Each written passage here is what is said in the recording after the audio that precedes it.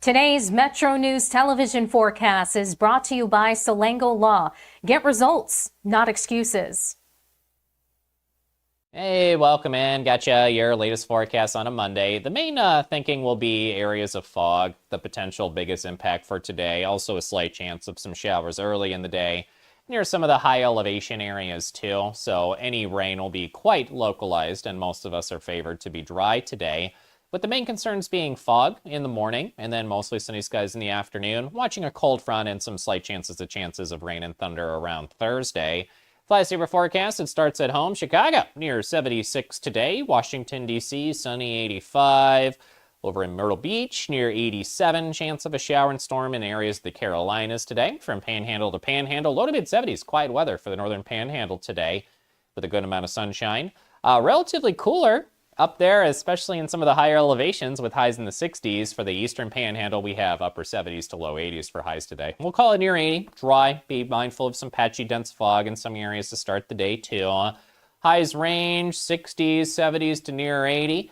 Point Pleasant, near 77 today. Petersburg, heavy near 79. Down in Bluefield, 74 today. Williamson, 80. Huntington, 81. A relatively quiet day for you. Soaking in sunshine after some patchy dense fog for Charleston. So always be mindful as you're driving around if you run into some low visibility. 78 for your high today. Mostly clear, 56 overnight. Wednesday night, a slight chance of a shower and storm. Thursday night, about a 30% chance of showers and storms. Highs near 86, lows near 86 middle of the week. And then Friday, Saturday, Sunday, end of the week and the weekend. Favored to be primarily dry with some warmer temps. Have us near 86 back there on Saturday, near 88 or so, and partly cloudy skies to wrap up the weekend on Sunday. This is Ben Salango with Salango Law. Salango Law has earned a reputation for getting excellent results for our clients. With decades of experience handling thousands of cases, we know what it takes to deliver. Proudly voted Best in the Valley for 3 consecutive years by readers of the Charleston Gazette-Mail, Salango Law is deeply committed to giving back by investing in our community. From supporting local programs to making our region a better place to live, Salango Law is proud to be your trusted legal and community partner. Check us out at salangolaw.com.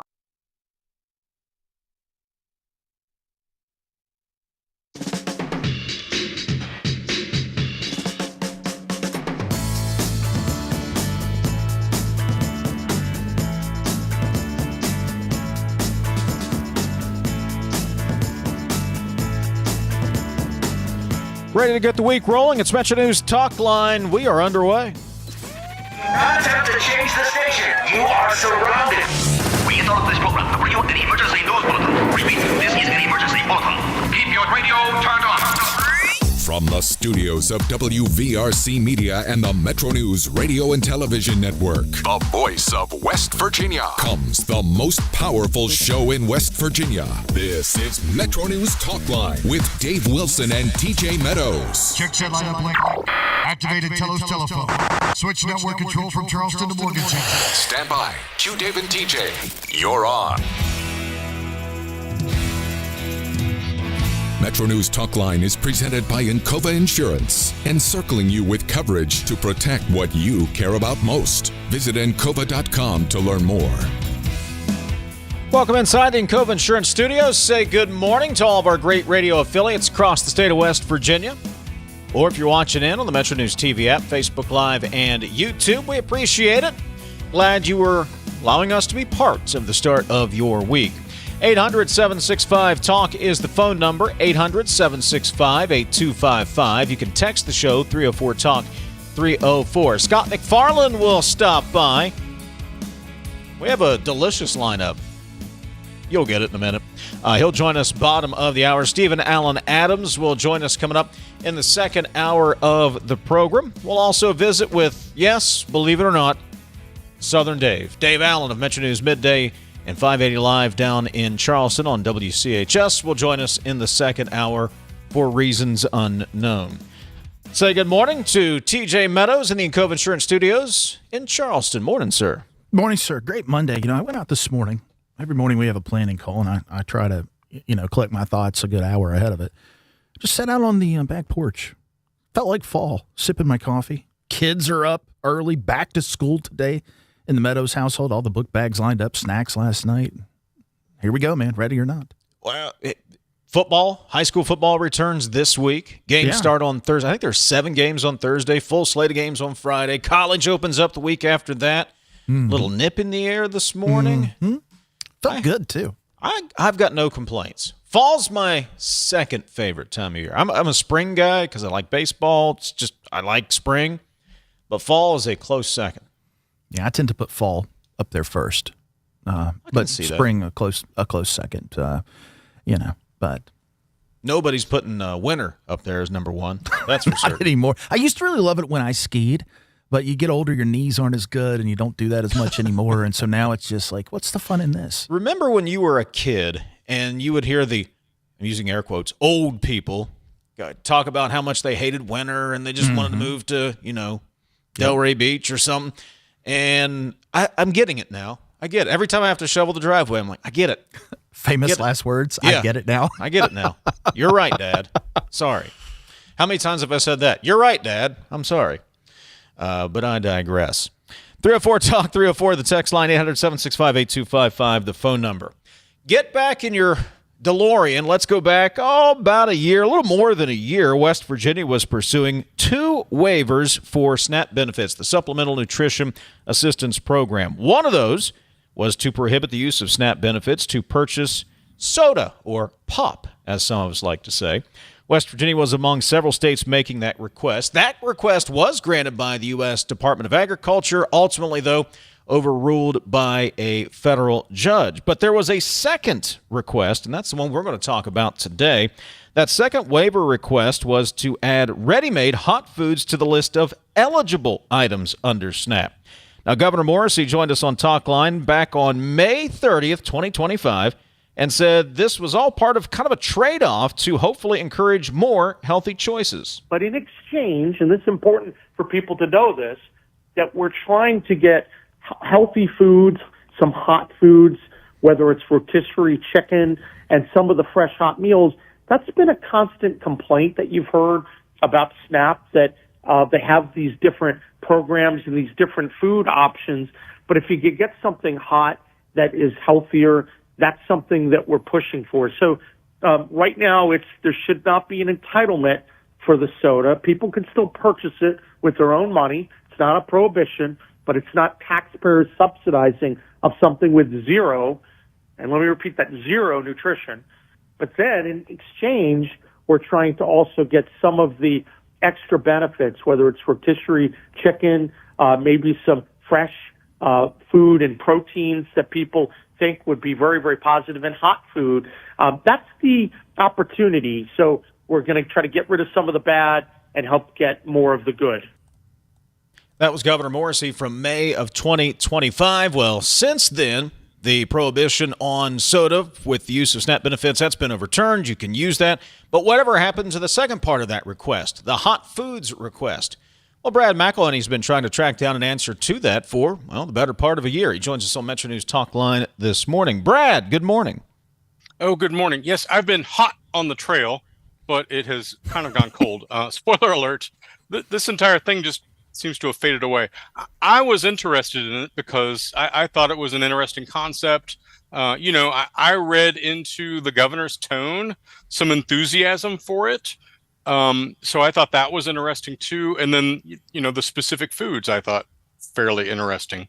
So I tried to track down for about a year. Well, what the heck happened? What was the correspondence between state officials and their federal counterparts? Did it all fall apart? Did it hit a wall?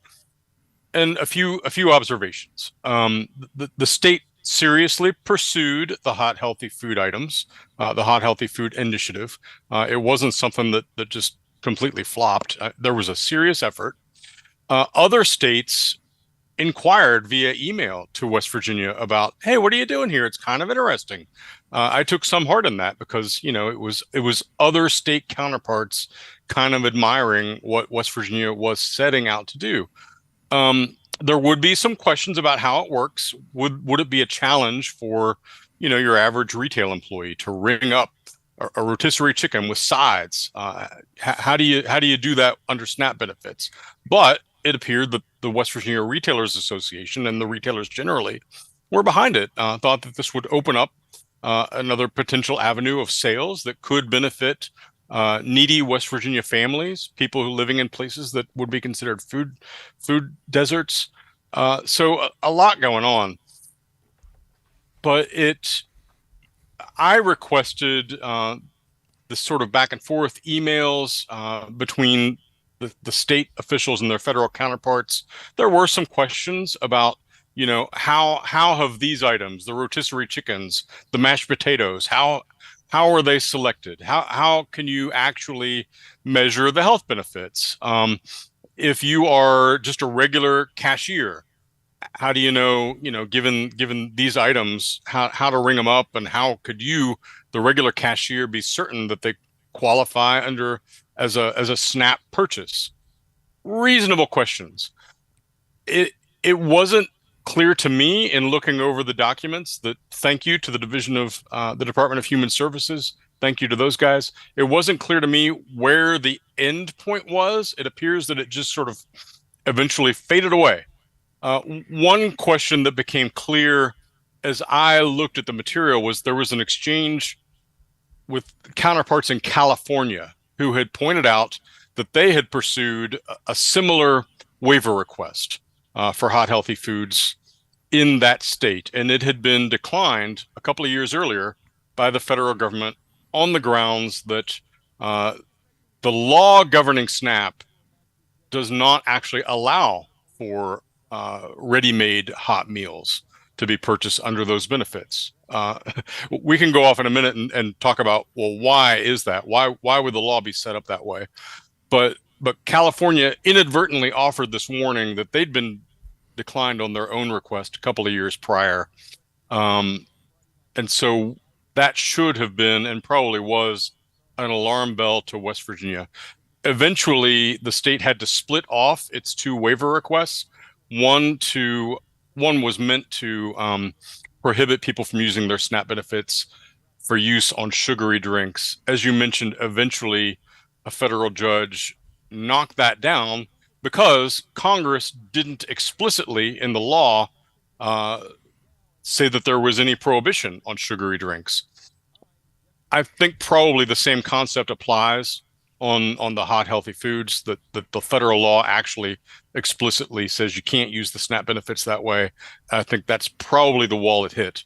But the state did put forth a genuine effort. Did we overpromise and underdeliver in that one would think that you would check federal law before you start talking about these programs and determine whether or not the law is applicable or not to what you want to do? Look, a waiver to a policy, yeah, that's one thing. I'm not sure one can get a waiver to break federal law. That would seem to be the first thing to check. Mm-hmm. So the federal law governing SNAP, Supplemental Nutrition Assistance Program, does say hot foods are specifically excluded. And the reason, it's not written into the law, but the reason that I've seen is the program is historically designed to promote home cooking and grocery staples rather than ready-to-eat restaurant-style meals. That may be an outdated school of thought, but the law is the law. It does seem to me that the professionals at the state level should have been aware of that, that they were dealing with professional counterparts at the federal level who were encouraging these waiver requests, but probably should have pointed it out early on. And then, I think I give the governor the benefit of the doubt for pursuing the idea, but, you heard his enthusiasm. He is the state's former attorney general, the top lawyer for the state. And one of the themes of his tenure as attorney general was when he was fighting federal overreach, whether it was environmental issues or whatever, one of the grounds typically was Congress did not explicitly allow in the law for whatever. And that's the case here. So, should the governor himself have been aware early on that this just wasn't going to fly? Guys, I'm going to say you're both right, and I'll just add this. This is the part of government, whether it's at the state level, federal level, local level, that just will drive you up a wall and make you itch. It's where government gets in the way of decent common sense. And this whole conversation, should you be able to use SNAP benefits to buy Mountain Dew and Twinkies? No. Should you be able to go to Kroger and pick up a rotisserie chicken for dinner that night because you've got 13 other things to do? That seems pretty reasonable. It's one of those things, guys, where it seems like common sense would say, sure, this makes sense. We should be able to do this. But whether it's policy or law or the way it was written in 1927, just throwing it out there, I don't know what the date is, gets in the way of common sense. And that's the thing that just will, as a lay guy, as your average everyday resident, just makes you itch when it comes to trying to deal with these types of federal and state programs. Just a thought. You guys can respond if you like. No, I think you're right. Go, Brad. Sorry. No, I mean, clearly the state was pursuing a waiver meant to go around the law, but I just think that unfortunately it's written in a pretty clear way that these kinds of foods are not allowed. Mm-hmm. In your piece here, you point out that FNS questioned the preparation of hot foods. That's the Food Nutrition Service, by the way. Questioned the preparation of hot foods such as breading. Deep frying or smothering in cream sauces creates variability in saturated fats, added sugar, sodium. It goes on and on. They asked, I assume with a straight face, is there a plan to aid retailers with standardized recipes and healthier food preparation methods? Yeah, because that's what every retailer wants. The federal government telling them how they're going to cook their food and put it on the hot bar at their grocery store. That's laughable. Yeah, I mean, it's government trying to regulate things where there are 1,000 variations. And as you read that, I was reminded of the recent state conversation over food clothing vouchers flowing onto EBT cards and then cashed out at ATMs. And then there's no control. Get this, there's no control over how cash is used.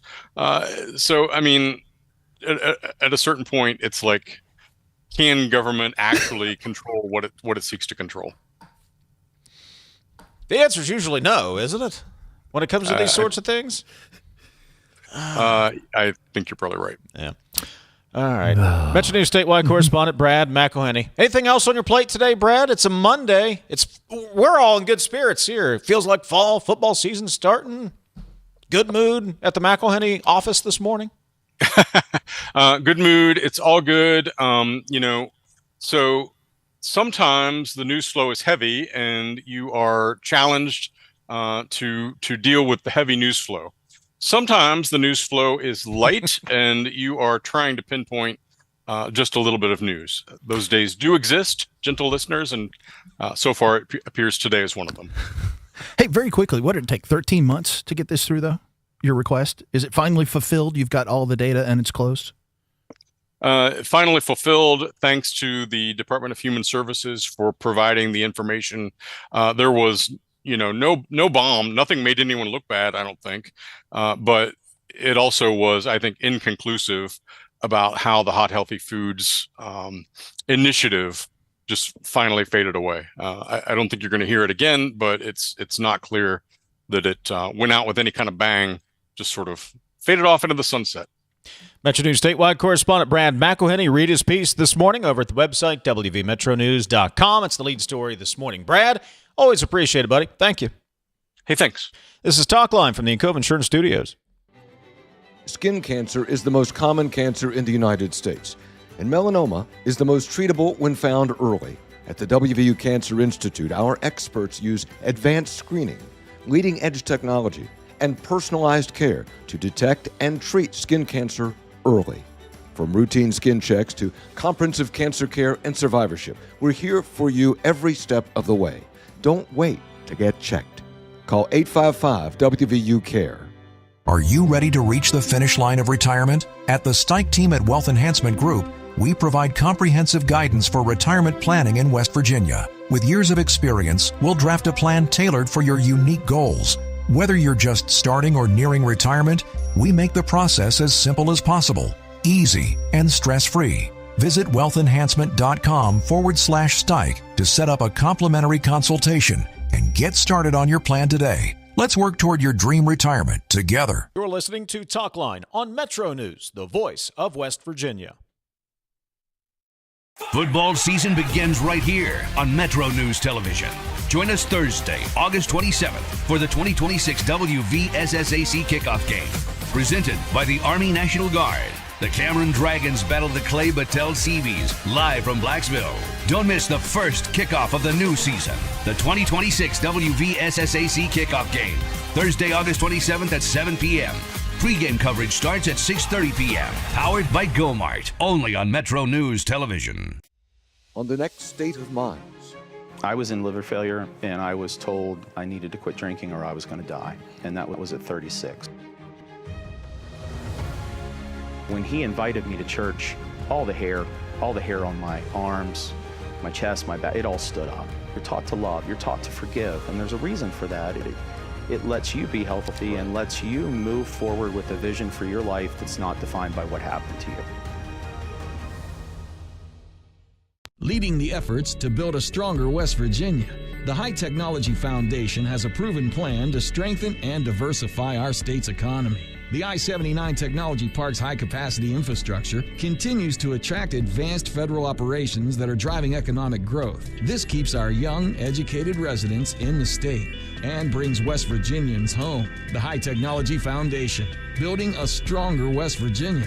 Learn more today at WVHTF.org. It's our 23rd anniversary, and to celebrate, we're having a huge anniversary sale all month long on all Toyota trucks and pre-owned vehicles. We've discounted over 100 pre-owned vehicles this month, most of which are local one-owner trades. Great deals on all our Toyota trucks, and with over 90 in stock, now is the time to get yours. From our family to yours, we want to thank you for all the support over 23 years. Dan Cava, Toyota World in Fairmont. Shop the world.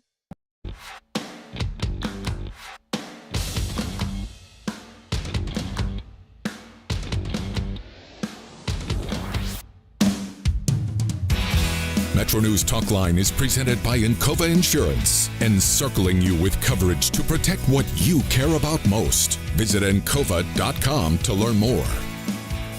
304 Talk 304, that is the text line. Texter writes, TJ, your editorial was spot on concerning the national deficit. We have no other choice unless we go default and the currency collapses. The Republicans in Congress should move now and do it. They'll lose the midterms, but in the long run, our children and grandchildren will win. If you are curious as to what the texter is referring to, check out TJ's commentary this morning over at WVMetroNews.com, where he picks up where we left off on Friday. Not to get your blood pressure up on a Monday morning, TJ, but we're going to have to do something at some point. I don't know if we've reached the point yet, unfortunately. No, and we have crossed the Rubicon, unfortunately. I mean, anytime that debt exceeds GDP, and we're at 100%, maybe a little over, of publicly owned debt to GDP, there's a problem. Every dollar this country is able to produce in economic activity, and we still could not pay off our debt. You know, run it at 30%, 40%, 50%, 60%, 100%? Come on. If you know, you know. Get your Swiss Army knife. Read TJ's commentary over at WVMetroNews.com. I was thinking about you and that commentary. Well, it was before the commentary, but it all made sense. It was Isaac Saul. We've had Isaac Saul on the show before from Tangle. He wrote about the very quiet demise, much like the hot foods topic, kind of faded off into the ether, of Doge and what it was intending to do and what it then sort of did, and then what it ended up doing and what it ended up being. It never delivered on the promise to save, what was it? Elon Musk was going to save $2 trillion, something like that. I believe that sounds in the ballpark, yeah. And it illustrated this to me, TJ, and maybe that wasn't Isaac's intended takeaway, how incredibly difficult it actually is to cut government. Whether that is getting the political will to do it or to actually look how difficult it is to actually cut some level of government. It's not an easy task. And right now I think we lack the political will to even start with it, to just kind of emphasize the point you made there with your commentary today. Yeah, it'll have to be an economic reckoning, unfortunately. I'm not under any naive perception that as much as we talk about this and write about this, I wish it would change people's minds. It won't. The economic reckoning does not care about your political feelings, and it will happen one way or the other when it does happen. And we are edging closer and closer. Where that exact line is, I don't know. It's like the rapture. No one knows. But we are edging closer and closer. I firmly believe that. 304 Talk 304. Texter says we're spending over $1 billion a day in the Iran war. We are now in worse shape than when the war started. Just think what benefit one of those billions would be if we used for public schools in West Virginia. Big Oil and Gas received $35 billion a year in subsidies, corporate welfare. Why not do a segment on that? Exclamation point, says the texter. Yes, SNAP recipients are the problem, not the big greedy corporations stealing our tax dollars on a daily basis. If you don't think corruption is real, wait until you try to have Congress outlaw sodas on the SNAP benefits. Coke and Pepsi give too much money to lawmakers for them to remove the sodas. Governor was seeking an exemption to the law. He knew what the law was and was seeking exemptions and waivers, says the texter. I don't buy that. How do you get a waiver to something that is explicitly, as Brad said, banned in federal law? What else do you want to get a waiver from? I mean, then the law has no meaning. The rule of law is moot. Nah, I don't buy that. 304 Talk 304, that is the text line. A little bit of a food theme here in the first hour. Scott MacFarlane going to join us next, our Washington correspondent. He dives into school lunches.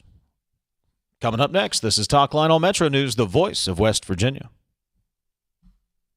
It's 10:30. Let's get a news update from the Metro News Radio Network. Find out what's happening. Today's Metro News television forecast is brought to you by Salango Law. Get results, not excuses. Hey, welcome in. Gotcha your latest forecast on a Monday. The main thinking will be areas of fog, the potential biggest impact for today. Also a slight chance of some showers early in the day near some of the high elevation areas too. So any rain will be quite localized, and most of us are favored to be dry today, with the main concerns being fog in the morning and then mostly sunny skies in the afternoon. Watching a cold front and some slight chances of rain and thunder around Thursday. Fly saver forecast, it starts at home. Chicago, near 76 today. Washington, D.C., sunny 85. Over in Myrtle Beach, near 87. Chance of a shower and storm in areas of the Carolinas today. From Panhandle to Panhandle, low to mid-70s. Quiet weather for the northern Panhandle today with a good amount of sunshine. Relatively cooler up there, especially in some of the higher elevations with highs in the 60s. For the eastern Panhandle, we have upper 70s to low 80s for highs today. We'll call it near 80. Dry. Be mindful of some patchy, dense fog in some areas to start the day, too. Highs range 60s, 70s to near 80. Point Pleasant, near 77 today. Petersburg, heavy near 79. Down in Bluefield, 74 today. Williamson, 80. Huntington, 81. A relatively quiet day for you. Soaking in sunshine after some patchy dense fog for Charleston. So always be mindful as you're driving around if you run into some low visibility. 78 for your high today. Mostly clear, 56 overnight. Wednesday night, a slight chance of a shower and storm. Thursday night, about a 30% chance of showers and storms. Highs near 86, lows near 86 middle of the week. And then Friday, Saturday, Sunday, end of the week and the weekend. Favored to be primarily dry with some warmer temps. Have us near 86 back there on Saturday, near 88 or so, and partly cloudy skies to wrap up the weekend on Sunday. This is Ben Salango with Salango Law. Salango Law has earned a reputation for getting excellent results for our clients. With decades of experience handling thousands of cases, we know what it takes to deliver. Proudly voted Best in the Valley for 3 consecutive years by readers of the Charleston Gazette-Mail, Salango Law is deeply committed to giving back by investing in our community. From supporting local programs to making our region a better place to live, Salango Law is proud to be your trusted legal and community partner. Check us out at salangolaw.com. On the next State of Minds. I was in liver failure, and I was told I needed to quit drinking or I was going to die, and that was at 36. When he invited me to church, all the hair on my arms, my chest, my back, it all stood up. You're taught to love, you're taught to forgive, and there's a reason for that. It lets you be healthy and lets you move forward with a vision for your life that's not defined by what happened to you. I'm Jeff Jenkins.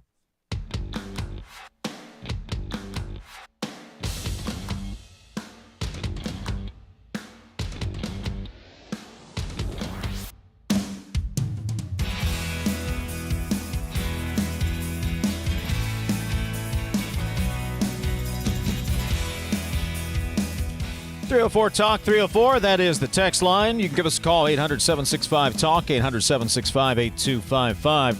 Metro News High School Game Night returns this Friday for its 25th season. Fred Persinger and Dave Jecklin will have scores, recaps, and interviews from around the state of West Virginia every Friday night leading up to the championships in Charleston. Metro News High School Game Night following your local high school football coverage on just about all of these same Metro News radio stations. In his daily day-ahead editorial, Scott McFarlane, Washington correspondent, Scott McFarlane reports, you know him, friend of the show, notes that today in Miami-Dade County Public Schools, the lunch of the day, boy, this sounds appetizing, grilled cheese and sweet potato tater tots, fresh fruit, of course, always got to have your fresh fruit. It's about $4.20. In Morgantown, it'll cost roughly the same, this will get you hungry, TJ, for mac and cheese and lima beans. It's on the menu. Sounds like a brown bag kind of day, huh? Okay, but I don't know about the second part. Well, the lunches are an illustration of how the endangered political incumbents are going to be responding to calls to help with costs. I mean, they're cooking what they can afford in these school systems. Scott McFarlane of Scott McFarlane Reports. You can find him online. You can find him at YouTube. And you can find him right here, right now. Scott, good morning. Are you hungry now? Mac and cheese and lima beans. It's early in the year to be going to lima beans, but I respect the game. They're going to make them taste good in Morgantown. They're very talented food services folks throughout the state, but dang, it's early for the lima beans. Well, if you pair it with the mac and cheese, that's how you make it work. You just kind of mix it all together. As much as I'd like to talk school lunches and whether you go hot lunch or brown bag, it's really an illustration, Scott, of the cost of just everyday items and how politicians are going to respond as we ramp up into the midterm elections here. And Jeff mentioned McDowell County goes back to school today. So does Putnam County. I spent time in Yeager earlier in the year talking about prices with people. I did that in my previous walk of life with CBS News. And they talked about things like food. There's a Dollar General about 10 minutes away from the folks I was speaking with. And they're trying to figure out how to get out of there on a budget. And when school lunches now cost about $4.50, you get reduced fees for certain people, but $4.50, that's a hustle and a hassle for the schools and for the parents to keep that thing on budget. And with food costs soaring, and now we have Canadian tariffs, and the joke's been made, it's going to make hockey sticks and whiskey more expensive. It will, but that's not the point. The point is it's going to make dairy products, agricultural products, and appliances used to cook more expensive in the short term. This becomes a bigger problem in the weeks and months to come.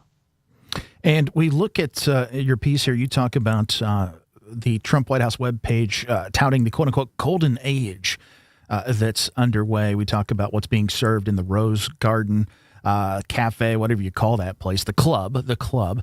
You talk about the Rose Garden salad, et cetera, pasta primavera, followed by steak or chicken, chocolate cake.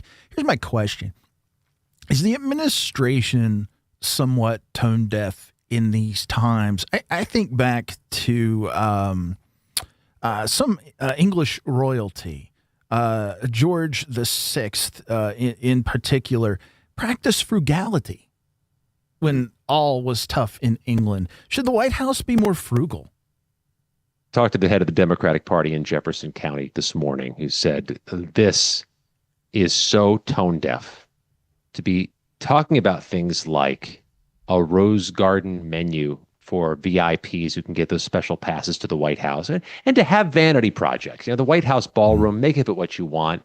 Maybe there's a time and place to argue for that publicly, but when we're dealing with $4 for a loaf of bread in some stores in West Virginia, $7.50 for the tub of peanut butter, when you're talking about healthcare, college, food, fuel costs, all of which are unreachable for so many families, maybe that's not the time to have the Rose Garden dinners with the chocolate cake and the whole Marie Antoinette thing that's going on there, or to have vanity projects.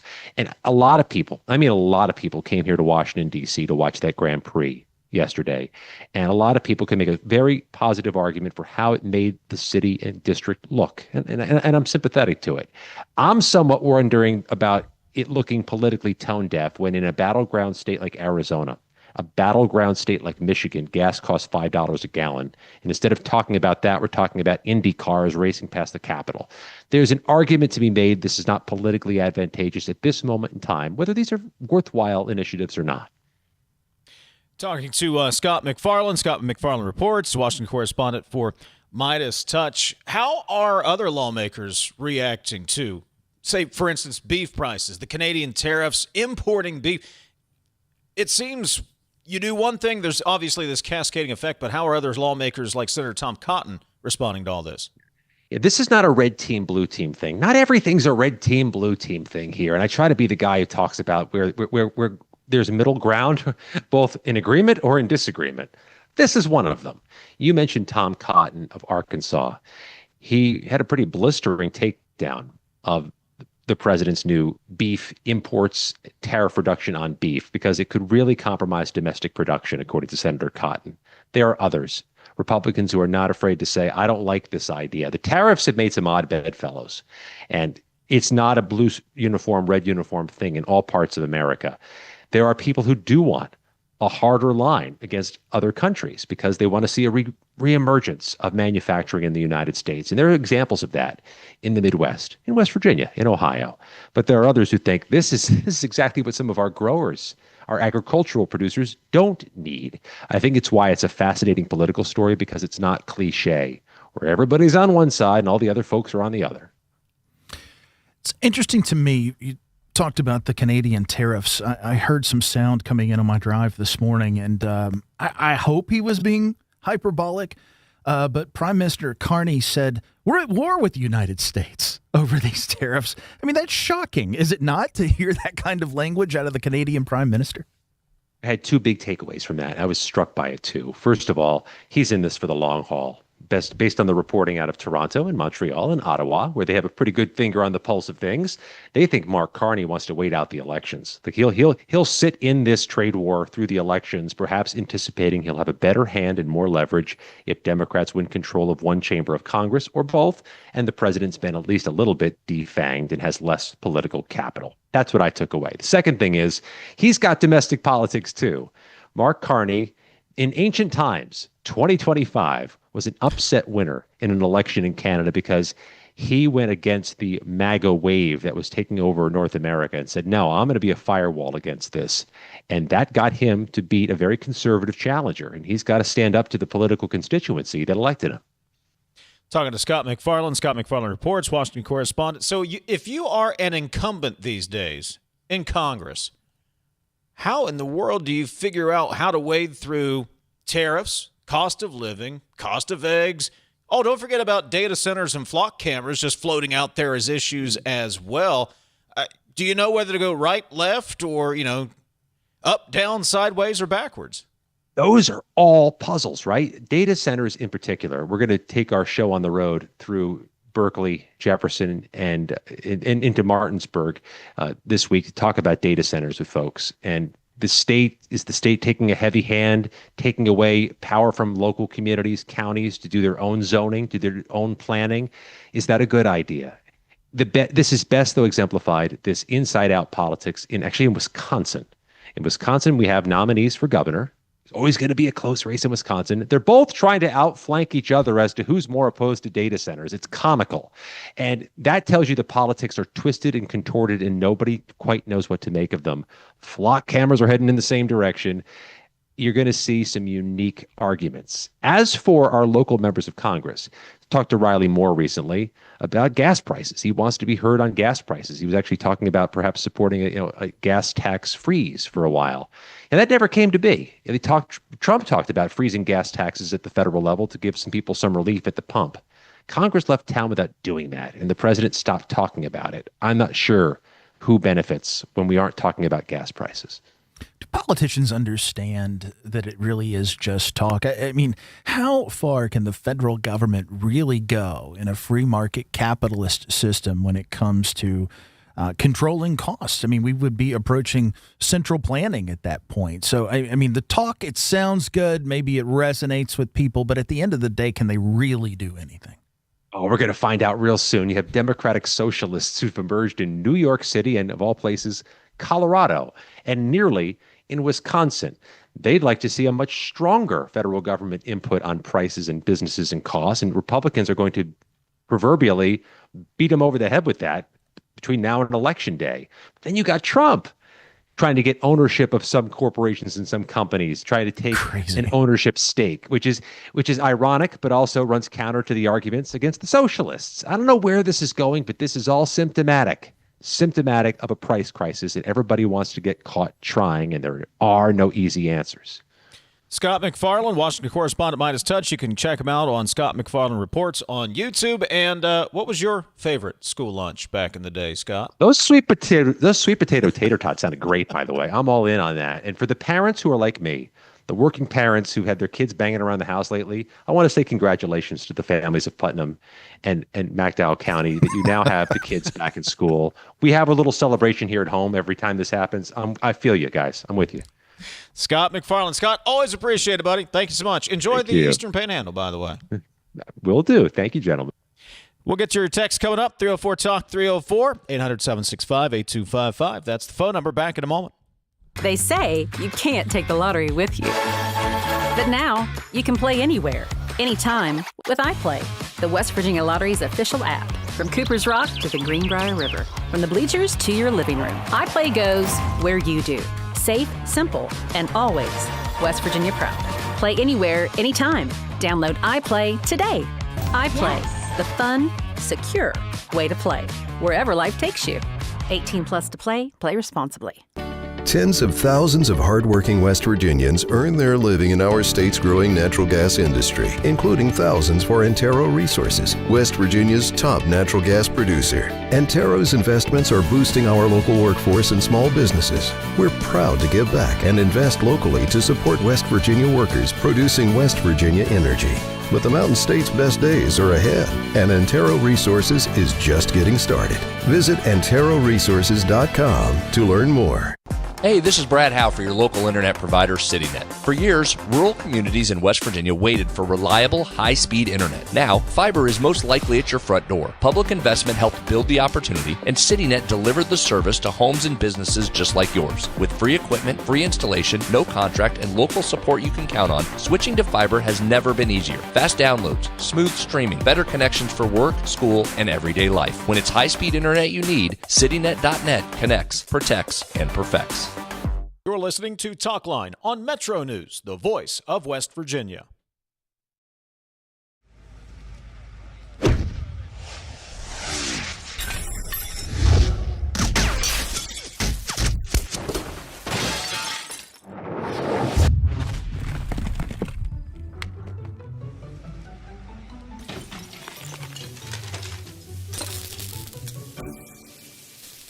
I'm Sean Kovich, Mountaineer Golf Coach. When disaster strikes your home, business, or golf game, call the restoration company the Mountaineers call. Panhandle Cleaning and Restoration. This week on the Metro News Television Game of the Week, powered by GoMart, the Grafton Bearcats travel to Philip Barber for the Week 1 matchup. Join us Friday, August 28th at 7 p.m. for complete live coverage from George Breyer Field. Watch live on Metro News Television, YouTube, and Facebook. Bearcats versus Colts.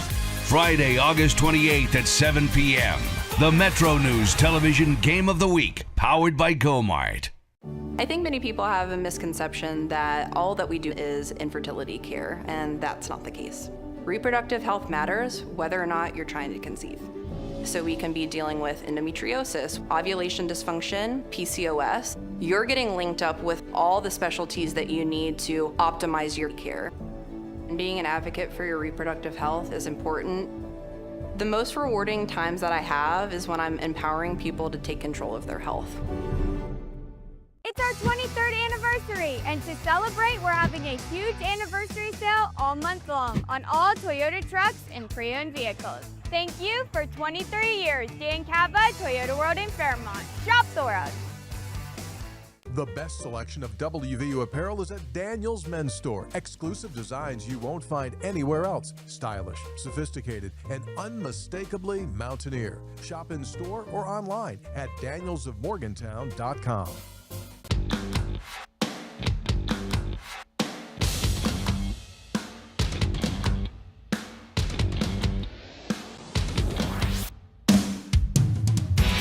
MetroNews Talkline is presented by Encova Insurance, encircling you with coverage to protect what you care about most. Visit Encova.com to learn more. 304 Talk 304, that is the text line. I thought the answer to your favorite school lunch was a no-brainer. Square pizza. You know, the kind that fits right in that one section of the tray just perfect? The square That's pizza. Right. Texter says you just ruined mac and cheese. By putting the lima beans in it? Yeah, I'd agree. You a lima bean fan? No. No. Neither am I. This texter says lima beans are good when you cook them with honey or sugar and some butter. Hating on lima beans, someone doesn't know they're legumes.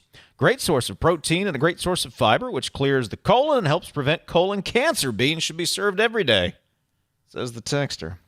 You know, a bean that I think doesn't get a lot of play. Do say. And should. Navy beans.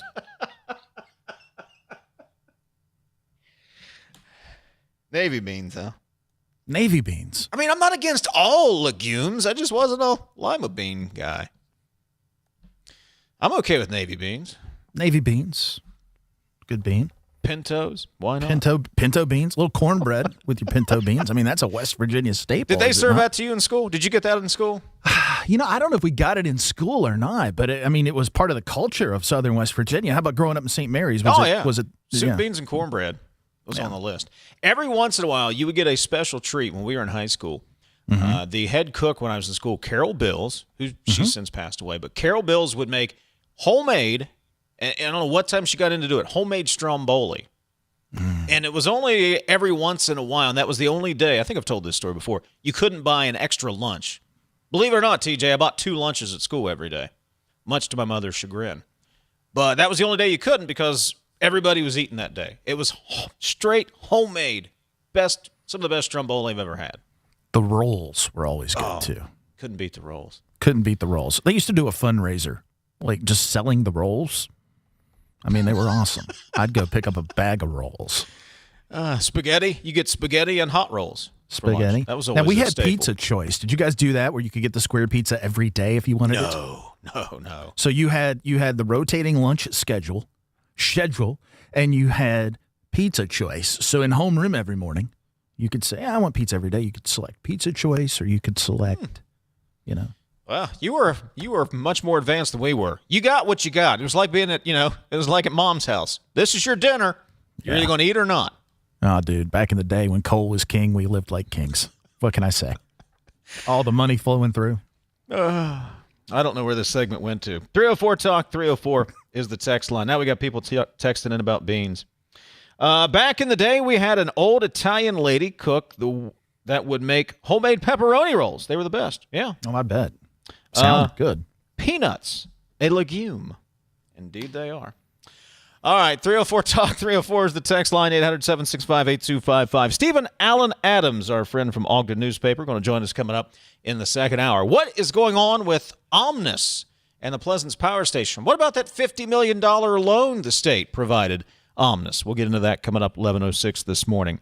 Celebrate the Mountain State with the West Virginia Lottery's Mountain State Money Second Chance. Play Daily 3, Daily 4, or Cash 25 in-store or online for your chance to win. 40 winners will each take home $500. Visit WVLottery.com for details. 18 plus to play.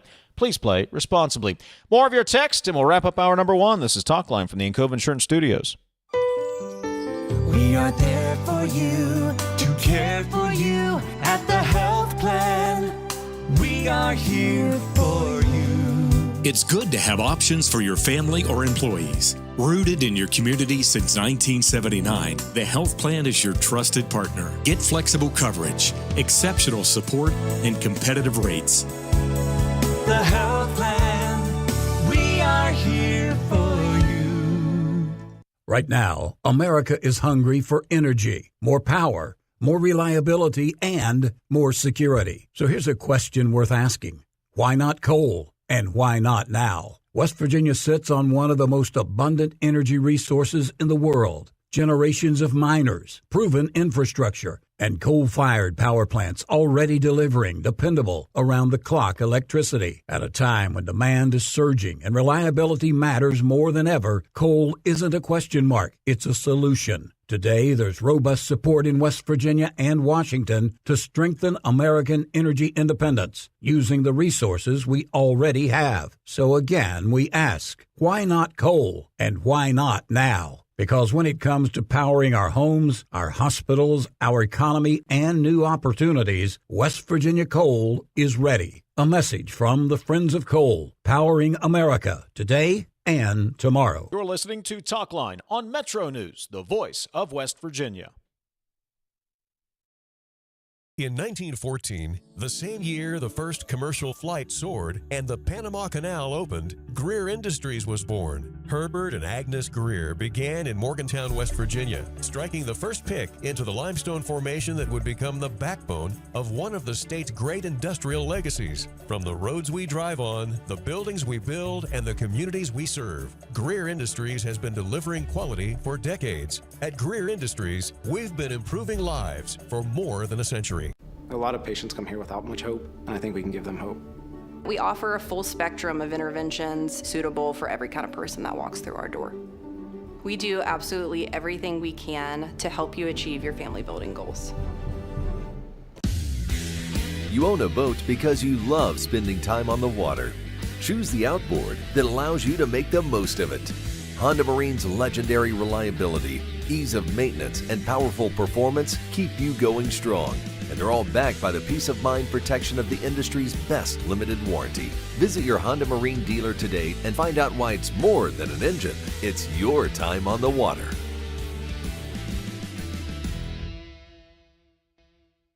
It's our 23rd anniversary, and to celebrate, we're having a huge anniversary sale all month long on all Toyota trucks and pre-owned vehicles.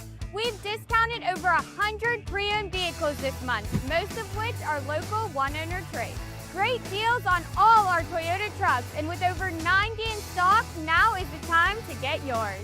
From our family to yours, we want to thank you for all the support over 23 years. Dan Cava, Toyota World in Fairmont. Shop the world. At Daniel's Men's Store, exceptional style begins with a curated selection and finishes with a flawless fit. When it's time to buy a suit, Daniel's is here to make sure yours is one of a kind. Discover tailored suits you'll only find in store at Daniel's.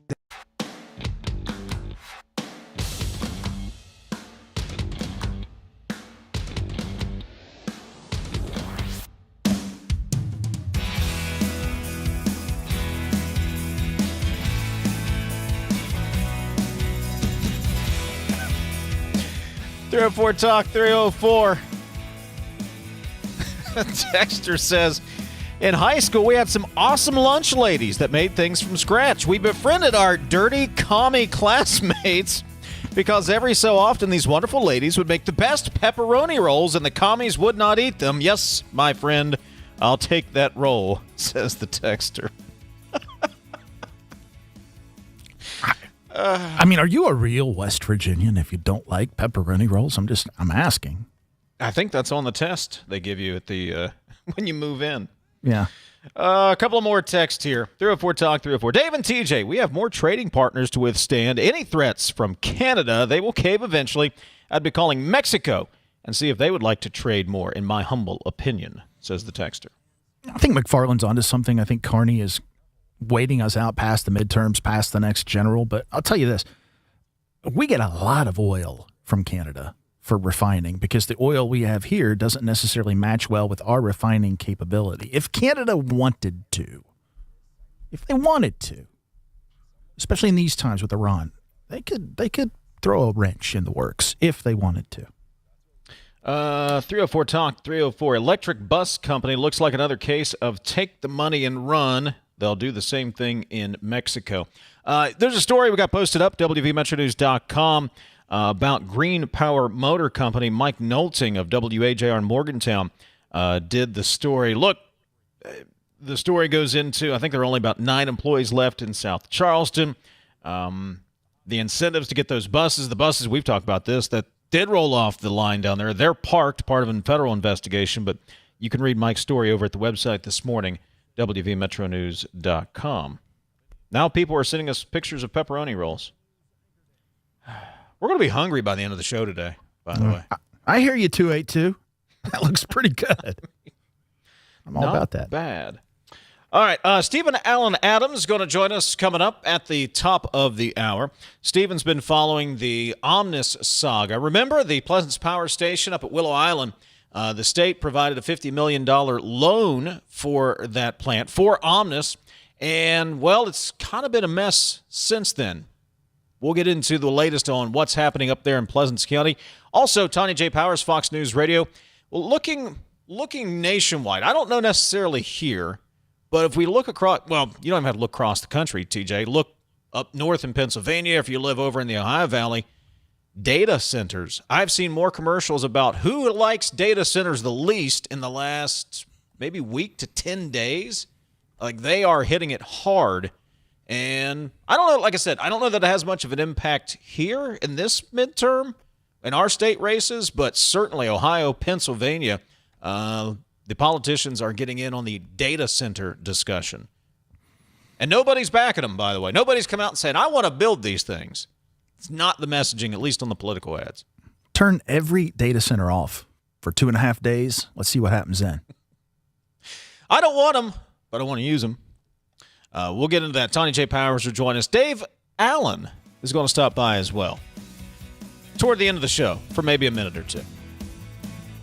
Go get you a pepperoni roll and a half pint of 2% milk. This is Talkline on Metro News, the voice of West Virginia.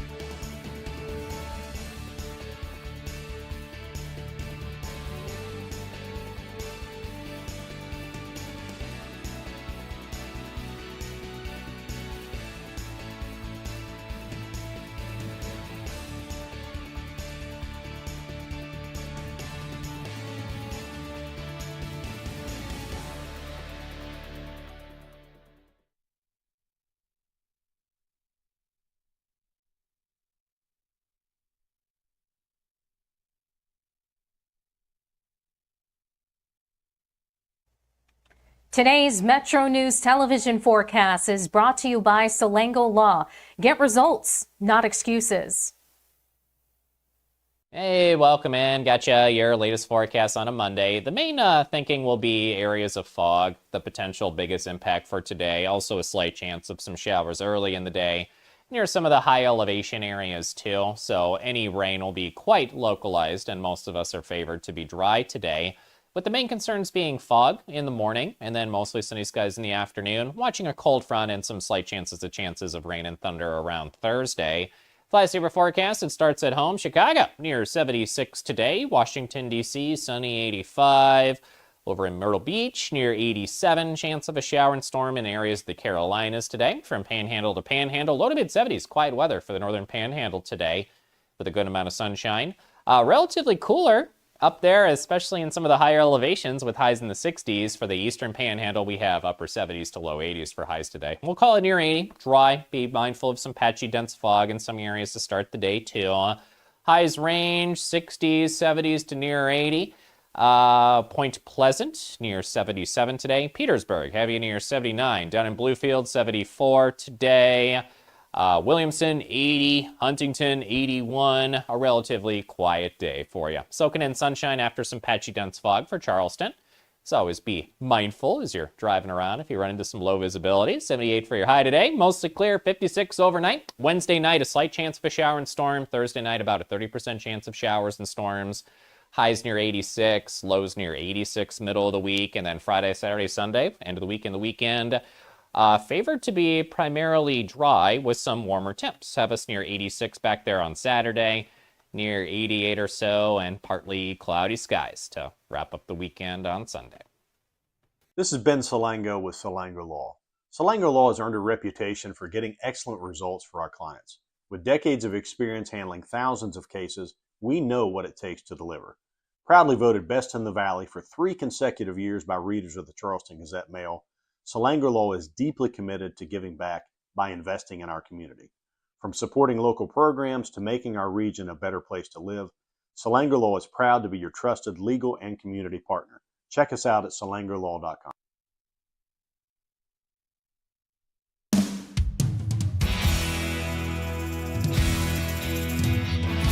MetroNews Talkline is presented by Encova Insurance, encircling you with coverage to protect what you care about most. Visit Encova.com to learn more. MetroNews Talkline already in progress. Dave and TJ in the Encova Insurance Studios. Of course, Dave in Morgantown, TJ in Charleston. Say good morning to our great radio affiliates in and around the state of West Virginia. Also, if you're watching in on the MetroNews TV app, Facebook Live, and YouTube, we appreciate you as well. 800-765-TALK. That is the phone number, 800-765-8255, if you'd like to text the show. No, wait a minute. That's the phone number, right? 800-765-8255. 304-TALK, 304. That is the text line if you'd like to text the show. Coming up, Tonya J. Powers. We'll get into the impact data centers, flock cameras on the midterm elections later on. She'll join us bottom of the hour. And Dave Allen, Southern Dave, as we like to call him on this program, will join us. He attended Willie Akers' wake over the weekend. We'll get his perspective on the ceremonies there and the remembrances of Willie. Willie Akers, who passed away last week. That was in Logan over the weekend. Dave will join us toward the end of the program. Say good morning once again to TJ Meadows in the Encova Insurance Studios Southern Command. Morning, sir. Morning. I tell you, it's escalating quickly with Canada. So over the weekend, we were putting tariffs, $20 billion worth on things like hockey sticks and wine and all this. Now this morning, President Trump saying the United States will raise tariffs on imports of cars and trucks and auto parts, 50% come January the 1st of 2027. Now, Dave, most people may not know the auto industry, the American auto industry, it doesn't realize borders with Canada. I mean, these parts go back and forth, back and forth, back and forth multiple times in getting a car completed. And every time that's going to happen, another hit, another hit, another hit. I mean, where does it end? Where does it end? To just let me just put an exclamation point on that, because you are correct. My favorite car, the Corvettes, are assembled in Bowling Green, Kentucky. That's where they're assembled, right? But the transmissions are built somewhere, and the parts for those transmissions are built somewhere, and the parts for the parts are built somewhere. How many times do they cross the border? How many times does a part cross the border for, your alternator, your all of these different pieces that come together? So the car may be built, assembled in Kentucky or in Lansing, Michigan, but to your point, that thing might get tariffed. The pieces that make up the car might get tariffed how many ever dozen times by the time you actually get it, and now you're what's a new vehicle run these days? Somewhere between 45 and 60,000. I bet you can't touch a Corvette for what now? Less than 90 or 100? I mean, you tell me. I don't know. Base models are around 80. Not that I've looked lately. Yeah. But nonetheless, here's my point: the cost has to go somewhere. GM just doesn't eat that. Ford just doesn't eat that cost. Who's it gets passed on to? The consumer. Yeah. And we're not just talking cars. Canadian bacon, for instance. But I joke a little bit, but you get my drift. I get your drift. You're exactly right. And would we be doing this if we weren't $40 trillion in debt? I think that's a fair question, too. How does the debt play into all of this? I mean, because it's really just a tax. That's all it is. Mm-hmm. Are we going to use the tax revenue to pay down the debt? I mean, hopefully, probably not. Knowing us, we'll just spend more.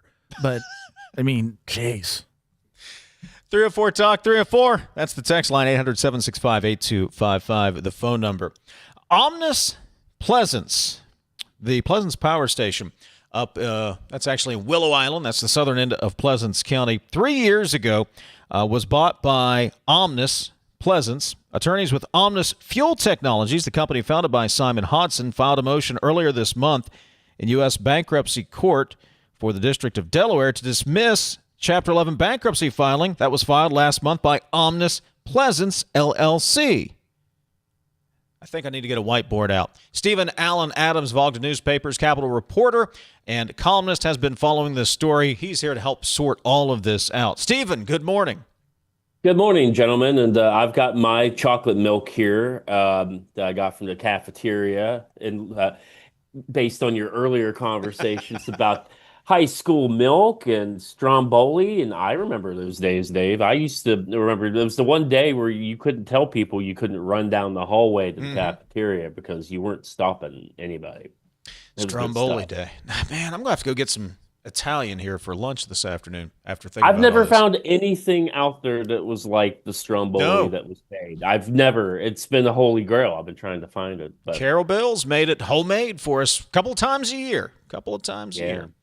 Well, back to the Omnis stuff. Yes. Yeah, you're right. A whiteboard truly is kind of needed here because you're talking about a fight between two different entities here. You're talking about a fight between Omnis Fuel Technologies, which is the original entity. Simon Hodson is the front man for that group, the original group that had bought Pleasance Power from the brink of being dismantled by ETEM, a Texas-based company.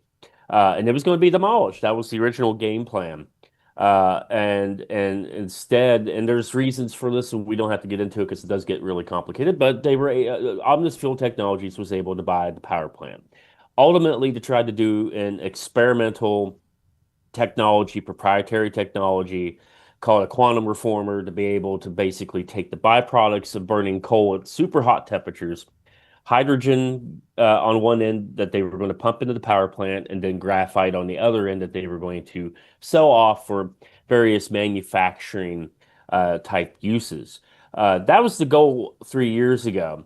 Apparently, many things happened along the road to where that didn't quite happen. And also during that time, motivational speaker Tony Robbins got involved through some of his entrepreneurial companies and invested into this company. Now, there's a question about how much he truly invested. He's claimed to be $200 million in the Omnis Fuel Technology, say otherwise. But point being, Tony Robbins' people got involved, and sometime back in February, Tony Robbins' people became the actual managers of the plant and moved the Omnis Fuel Technologies people down to minority stake. Flash forward to a few weeks ago, there's a big bankruptcy filing, Chapter 11, Delaware federal court. And now the issue is the original Omnis Fuel Technologies people are saying, now, wait a minute, we tried to buy out the remaining debt of this plant, which should put us back in charge of the plant. And we don't need to be in Chapter 11. And this is just an effort to get rid of us. And then you've got the Tony Robbins group people that are basically saying these guys have a lot of issues. They've grew all this debt over time, and we need to push them out. And that's what a lot of this Chapter 11 bankruptcy is meant to do. So yes, whiteboards are really kind of needed for this. So it's a restructuring, potentially. I guess a little more hard and fast, Stephen. Is the plant actually running today? Is it producing any power today? Are people there working? I mean, and maybe the market has changed. You know, the price of electricity has really gone up in the past 3 years, and maybe it's doing better, and it's not a plant you want to do all this experimental stuff with. I'm spitballing here as to what might be the motivation to kind of take all this to court and change the game plan and these kinds of things. Yeah, no, very good questions to ask. First of all, yes, everyone that has a job there has a job there currently. The plant is operating. As far as I know, I have people obviously back. I'm from Pleasants County. Dave's from Pleasants County. I have people that report back to me, tell me that hey, the smokestacks they're pushing, they're pushing out smoke. Something's happening there. And I've been told anecdotally that really over the last 9 months that the plant has been probably operating more than it has over the last 3 years. Because again, the prior management really tried to retrofit that plant to run on hydrogen. And of course, as you recall, there was a real big effort. The hydrogen hub system, Appalachian hydrogen hub that we were supposed to get all during the former presidency of Joe Biden. A lot of investment in that on the federal level. So it was sort of the popular thing to kind of do. And I think that made trying to acquire this plant to do this sort of thing really kind of lucrative. But I think they've had issues over the last 3 years really truly getting a demonstration project working. I mean, you can demonstrate that hydrogen can be produced by burning coal. That's not unusual. And you can also show that graphite can be a byproduct as well. I don't want to get into the whole issues of the technology, but I do think that the Tony Robbins people certainly have some doubts about that technology. And after their people took over the management of the plant back in February of this year, a lot of that infrastructure for the hydrogen got ripped out, and they really kind of put it back at being a coal-fired power plant. And that's the goal. Now, the question is, what's going to be the future of this plant going forward, either under Tony Robbins' people or under Simon Hodgson's people? And I think that's the real question. There's obviously a need for the plant. The fact that it's a PJM merchant power plant, that PJM is dispatching the plant for power, obviously means that there's still a demand for the power that plant produces. But what's it going to do in the future? I mean, is it going to be something that's sort of tied to AI and data centers down the road? That's been talked about, that plant. It remains to be seen, but really this fight between the two sides over who gets to run this plant has to get figured out. And that's either going to get figured out in the bankruptcy court, or it's going to get figured out in Pleasants County Circuit Court. Stephen Allen Adams is joining us, Ogden newspaper's Capitol reporter and columnist. And here's the other wrinkle, and the big wrinkle in this conversation, Stephen, is the $50 million loan from the West Virginia Economic Development Authority that was granted to this plant in 2024 at a 1% interest for a 30-month term. That ended June 15th, by the way. What happens to that $50 million loan? That's a great question, and it's one of the real reasons I'm watching it, because that's my beat state government. So obviously the state agreed to give Omnis Fuel Technologies this $50 million loan. There's some concerns really about some of the claims that group made to obtain that loan, including claiming that they had agreements with the Department of Energy or pending agreements for further funding from the U.S. Department of Energy, which ultimately never panned out and may never have been able to ever pan out. But still, the loan was received and the money was dispersed, and now that loan is due.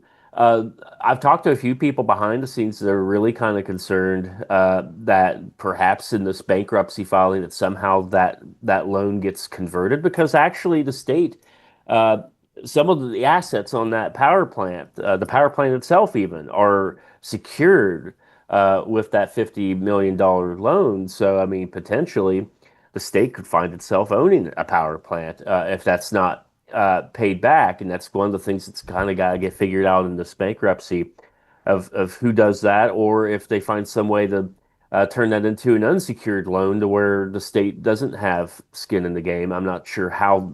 Obviously, I'm not an attorney or a bankruptcy attorney, so I don't know how that would work. But there's a lot of eyeballs on the state, and particularly because, if you recall, former Governor Jim Justice, now U.S. Senator Jim Justice, was very much a big proponent of this plan and very much pushed for this loan to happen. Versus current Governor Patrick Morrisey, who I've never been able to tell me why, but I've always, talking to him, get the impression that he's not particularly enamored with this project. So that plays into it a little bit too. But $50 million is nothing to sneeze at, especially if you're talking about things like a $38 million structural deficit in TANF. Well, $50 million could solve that pretty easily. So that's the thing we're all watching. Does that mean, maybe they haven't said yet or they can't say it, but does that mean the state is going to have to intervene in this Delaware bankruptcy? I mean, are we actively filing documents in this, or how does that work? Is it too early to know? I think it's too early to know. I get the updates daily now through the service I use when there's new filings in this case. Mm-hmm. And I don't know that the state has filed anything specifically yet, but it could be coming. I know the state attorney general's office is keeping an eye on it. I don't know much beyond that. But it's something certainly the Office of Energy is also keeping a close eye on through the Department of Commerce. It is something that the state is obviously really, really concerned about because, I mean, especially when you're talking about, requiring state agencies to come up with flat budgets for the next fiscal year. I mean, $50 million is $50 million, and it's nothing to sneeze at. And at the end of the day, it's taxpayer dollars. It's mine, yours, the people out there listening. So it is very important. So I would expect the state to get involved in some way, but I think that remains to be seen. Stephen Allen Adams, Ogden Newspaper's Capitol reporter and columnist. Stephen, through the filings you've looked at, is there any indication whether or not the plant is actually making money? Well, that is the real question between these two groups, because again, the Tony Robbins people have filed this bankruptcy filing and talked about how many creditors they have, which are in the hundreds, and how much debt that this company ultimately has for why they wanted to do a Chapter 11 restructuring. Simon Hansen and Omnis Fuel Technologies are making the argument that no, there's absolutely no reason for a bankruptcy. It's one of the reasons they filed their motion to dismiss, because they make the argument the plant, it's got debts, but it's making more money than the debt it has and is financially solvent, and there's just no need for the bankruptcy filing at all. And of course, they say ultimately they filed a Chapter 11 bankruptcy because there's another court case in Pleasant County Circuit Court between these two parties. And some of the rulings that have come out in that apparently have not gone the way as far as like trying to grant preliminary injunctions and things of that nature. So Simon Hansen's group is claiming that the Tony Robbins group filed this Chapter 11 bankruptcy as a way to get around bad rulings at the circuit court level. So I do think that the question of whether it's profitable or not, I would say, judging by the fact that it is operating and PJM is using it, I mean, there's a demand for what it can do for sure. So it's certainly capable of making money, but I think that's the fight that's at the heart of this motion to dismiss. Is there a need for a bankruptcy or not? Is it just a way to get around some governance issues, which ultimately they admitted is why they filed the Chapter 11 in the first place? Stephen Allen Adams, Ogden Newspaper's Capitol reporter and columnist. You can read his work in Ogden newspapers all over the state of West Virginia, including the Parkersburg News and Sentinel right there in the Mid-Ohio Valley. Stephen, always appreciate it. Good to talk to you again. We'll see you real soon. Thanks, guys. Take a break. We got a lot of texts to get to. A lot of you weighing in on school lunches. 304-TALK. 304 is the text line. 800-765-8255, the phone number. This is Talkline from the Encova Insurance Studios. In West Virginia, community is everything. It's about showing up for each other. Vin Salango and the team at Salango Law don't just work here, they live here, proudly sponsoring local events and giving back to the neighborhoods they love. So when you're facing a serious injury, trust the local team that's always in your corner. They spent over 25 years fighting for West Virginia families. Salango Law. Get results, not excuses. Visit us at salangolaw.com. Tens of thousands of hardworking West Virginians earn their living in our state's growing natural gas industry, including thousands for Antero Resources, West Virginia's top natural gas producer. Antero's investments are boosting our local workforce and small businesses. We're proud to give back and invest locally to support West Virginia workers producing West Virginia energy. But the Mountain State's best days are ahead, and Antero Resources is just getting started. Visit AnteroResources.com to learn more. You're listening to Talkline on Metro News, the voice of West Virginia. Football season begins right here on Metro News Television. Join us Thursday, August 27th for the 2026 WVSSAC kickoff game. Presented by the Army National Guard. The Cameron Dragons battle the Clay Battelle Seabees live from Blacksville. Don't miss the first kickoff of the new season, the 2026 WVSSAC kickoff game, Thursday, August 27th at 7 p.m. Pre-game coverage starts at 6:30 p.m. Powered by GoMart, only on Metro News Television. On the next State of Minds. I was in liver failure, and I was told I needed to quit drinking or I was going to die, and that was at 36. When he invited me to church, all the hair on my arms, my chest, my back, it all stood up. You're taught to love, you're taught to forgive, and there's a reason for that. It lets you be healthy and lets you move forward with a vision for your life that's not defined by what happened to you. It's our 23rd anniversary, and to celebrate, we're having a huge anniversary sale all month long on all Toyota trucks and pre-owned vehicles. We've discounted over 100 pre-owned vehicles this month, most of which are local one-owner trades. Great deals on all our Toyota trucks, and with over 90 in stock, now is the time to get yours.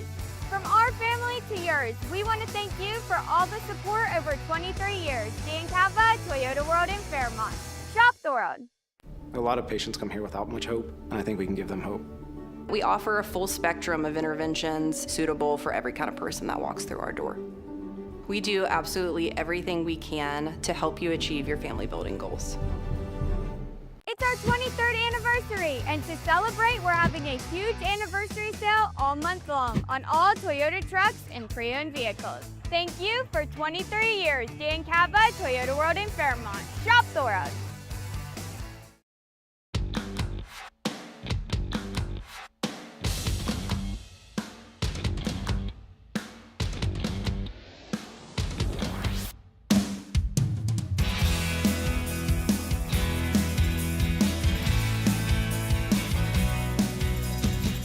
Talk 304, that is the text line. You can give us a call, 800-765-8255. CityNet is West Virginia's local internet provider. High-speed, reliable fiber internet is probably right at your front door. Now is the perfect time to connect.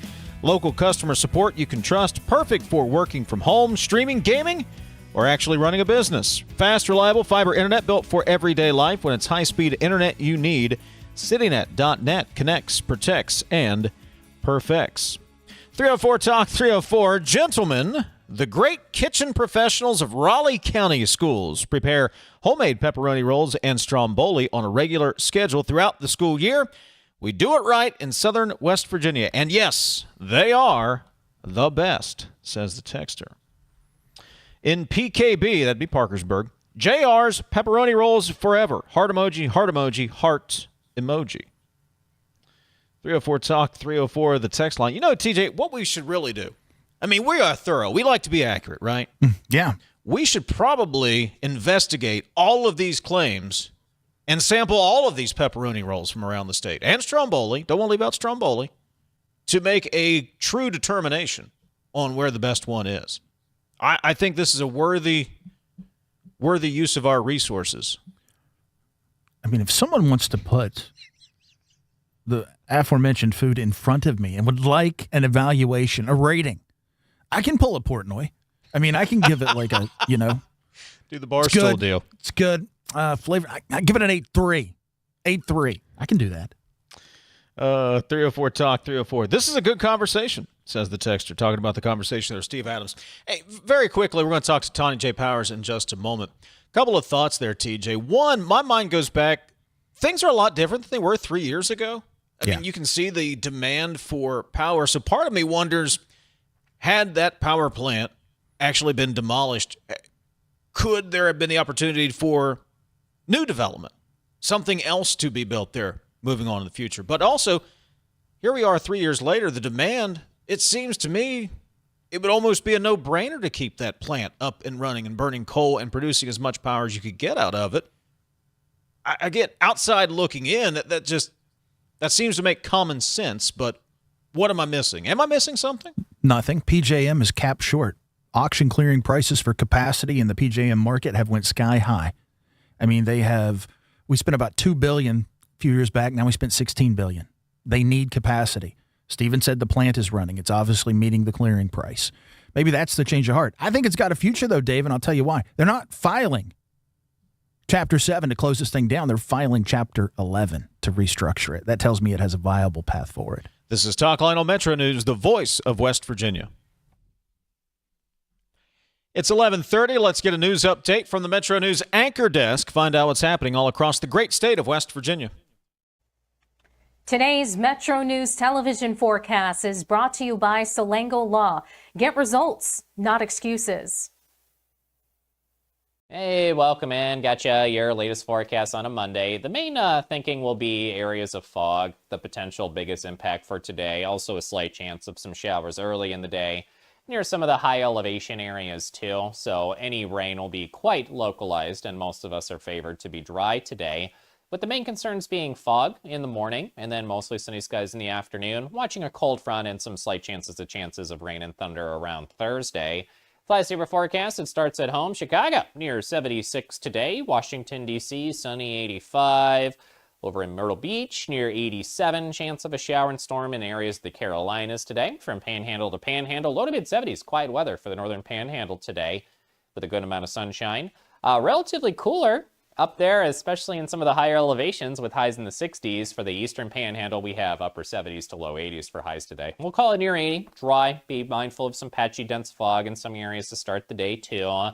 Highs range 60s, 70s to near 80. Point Pleasant, near 77 today. Petersburg, heavy near 79. Down in Bluefield, 74 today. Williamson, 80. Huntington, 81. A relatively quiet day for you. Soaking in sunshine after some patchy, dense fog for Charleston.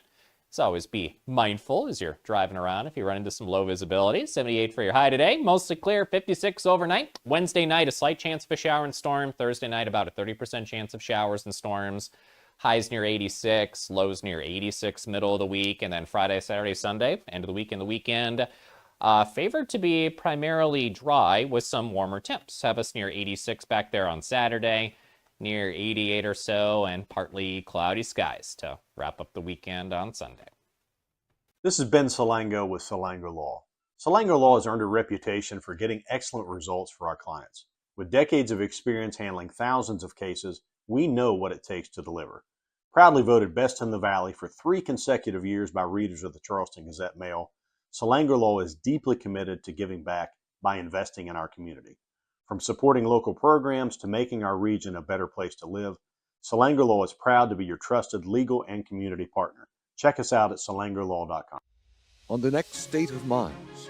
I was in liver failure, and I was told I needed to quit drinking or I was going to die, and that was at 36. When he invited me to church, all the hair on my arms, my chest, my back, it all stood up. You're taught to love, you're taught to forgive, and there's a reason for that. It lets you be healthy and lets you move forward with a vision for your life that's not defined by what happened to you.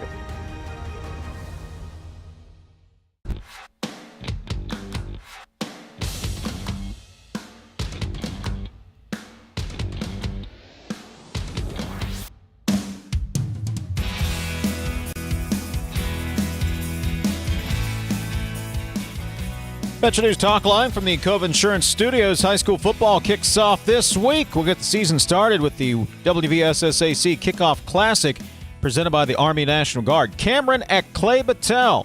We'll have play-by-play coverage on the MetroNews TV app this Thursday, so download the MetroNews TV app now to your mobile device and smart TV. Of course, MetroNews High School game night returns Friday nights. Full slate of games. I think 7 games on Thursday, full slate of games on Friday. Of course, many of these same Metro News radio stations will have local coverage, Fred and Dave, Friday night. And then we get into the first week of college football season as well. Then the NFL. Football is back. 304-TALK, 304. That's the text line, 800-765-8255. That's the phone number. Let me see. Haven't heard anyone mention the school-made hot rolls, just the regular rolls with butter. I think we mentioned that, didn't we? Yeah, you brought it up. The hot rolls. I thought I covered them quite a bit. I guess I was wrong. Guys, they need all these data centers to store up the data from all the flock cameras being put up, says the texter.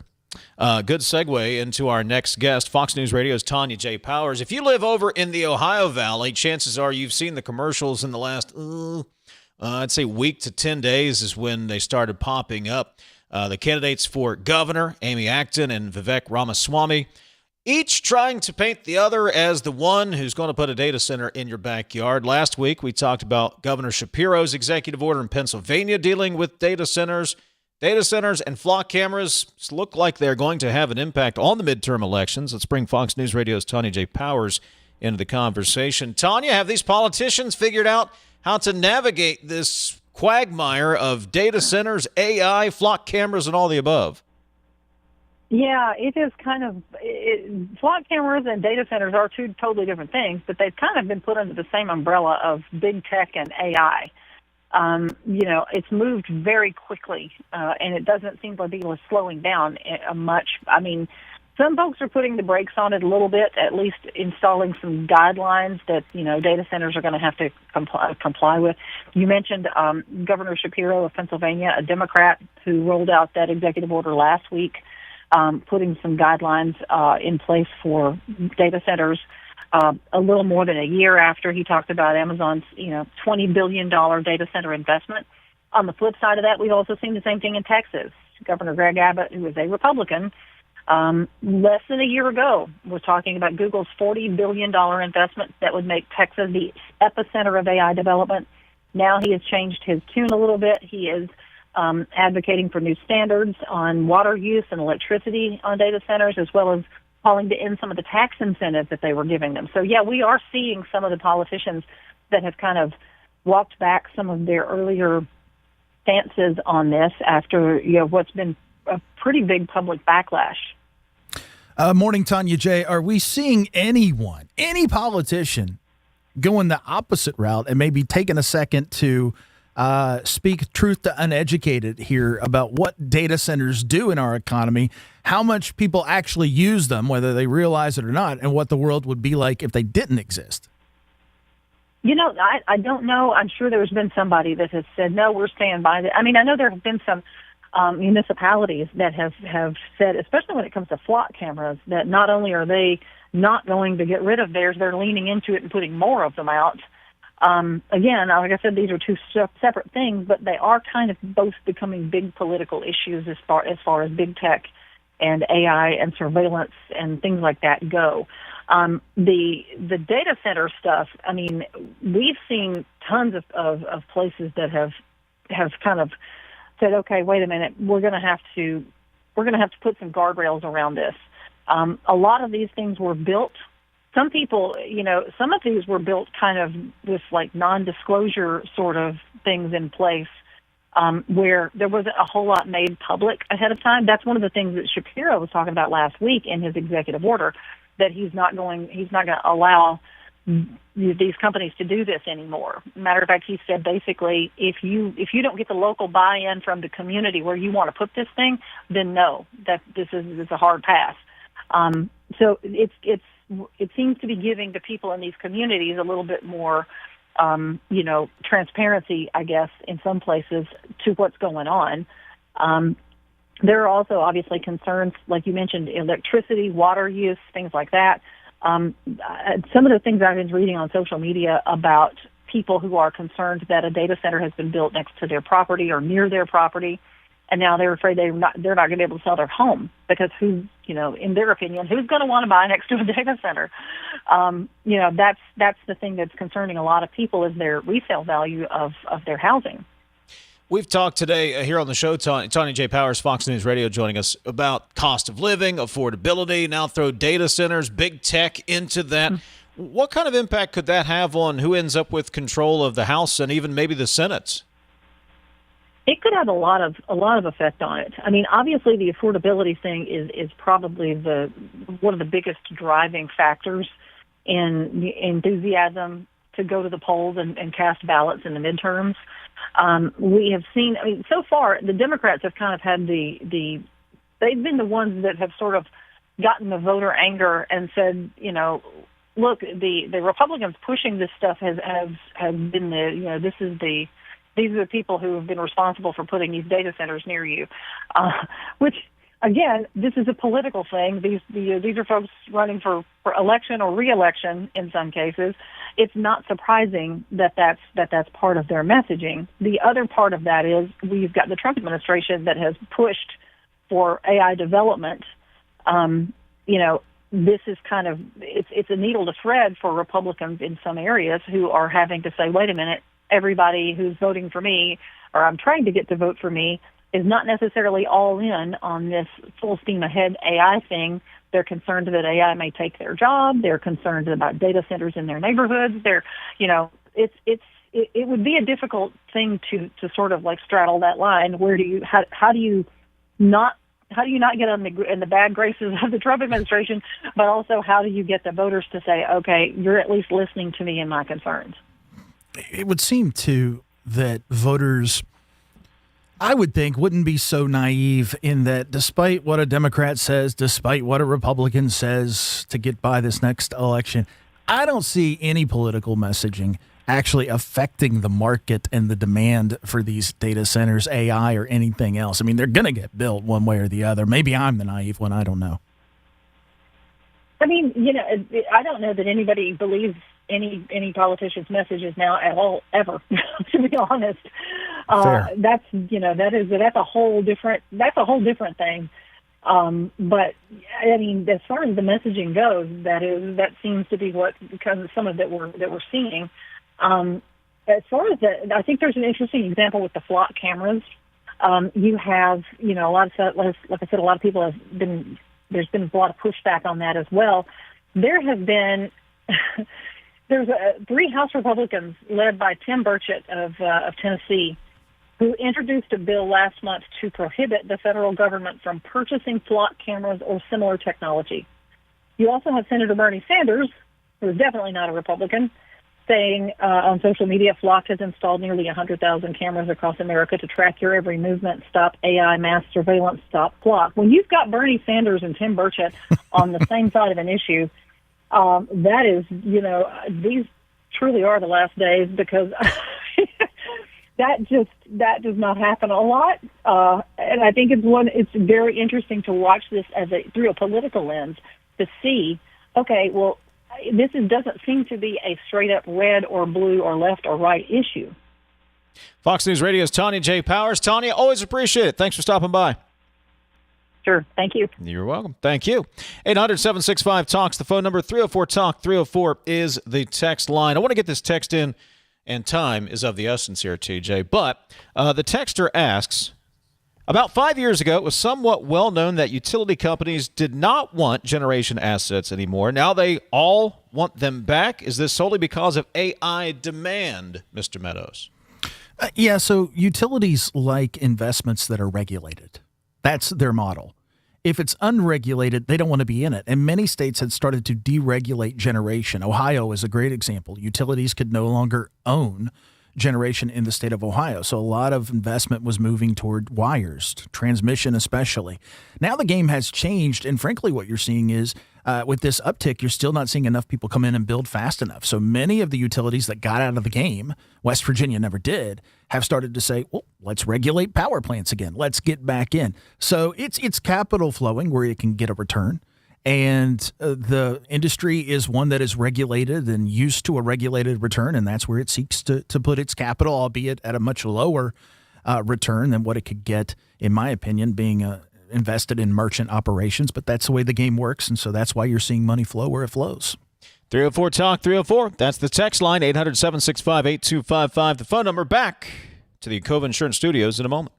Picture a community where every space tells a story. Those are the communities we're designing at ZLM Architects and Engineers. With a blend of creativity and technical expertise, we design spaces that inspire, innovate, and ignite change. From cutting-edge educational facilities to community-centric gathering spaces, we're committed to improving lives through design. Let us help you shape a brighter future for generations to come. Because at ZLM, it's more than architecture. It's about building your legacy. They say you can't take the lottery with you. But now, you can play anywhere, anytime with iPlay, the West Virginia Lottery's official app. From Cooper's Rock to the Greenbrier River, from the bleachers to your living room, iPlay goes where you do. Safe, simple, and always West Virginia proud. Play anywhere, anytime. Download iPlay today. iPlay, the fun, secure way to play, wherever life takes you. 18 plus to play. Play responsibly. Approach your retirement with confidence. With over 150 years of combined experience, the advisors of the Stike team at Wealth Enhancement Group provide advice and wealth management strategies to individuals, families, small businesses, professional offices, and institutions. With the Stike team, you'll have access to an advising team with extensive resources, a client-first mindset, and a passion for helping transform the lives of those we serve. Visit wealthenhancement.com/Stike today and join the team that's dedicated to your success. You're listening to Talkline on Metro News, the voice of West Virginia. This week on the Metro News Television Game of the Week, powered by GoMart, the Grafton Bearcats travel to Philip Barber for the Week 1 matchup. Join us Friday, August 28th at 7 p.m. for complete live coverage from George Breyer Field. Watch live on Metro News Television, YouTube, and Facebook. Bearcats versus Colts. Friday, August 28th at 7 p.m. The Metro News Television Game of the Week, powered by GoMart. You own a boat because you love spending time on the water. Choose the outboard that allows you to make the most of it. Honda Marine's legendary reliability, ease of maintenance, and powerful performance keep you going strong. The best selection of WVU apparel is at Daniel's Men's Store. Exclusive designs you won't find anywhere else. Stylish, sophisticated, and unmistakably mountaineer. Shop in store or online at danielsofmorgantown.com. We're Panhandle Cleaning and Restoration, and we're gonna save you. We've got it down to a science, an absolute state of art. We do it all, restoration, cleaning, and reconstruction. When disaster strikes, just pick up the phone. We're Panhandle Cleaning and Restoration, and we're gonna save you. I think many people have a misconception that all that we do is infertility care, and that's not the case. Reproductive health matters whether or not you're trying to conceive. So we can be dealing with endometriosis, ovulation dysfunction, PCOS. You're getting linked up with all the specialties that you need to optimize your care. And being an advocate for your reproductive health is important. The most rewarding times that I have is when I'm empowering people to take control of their health.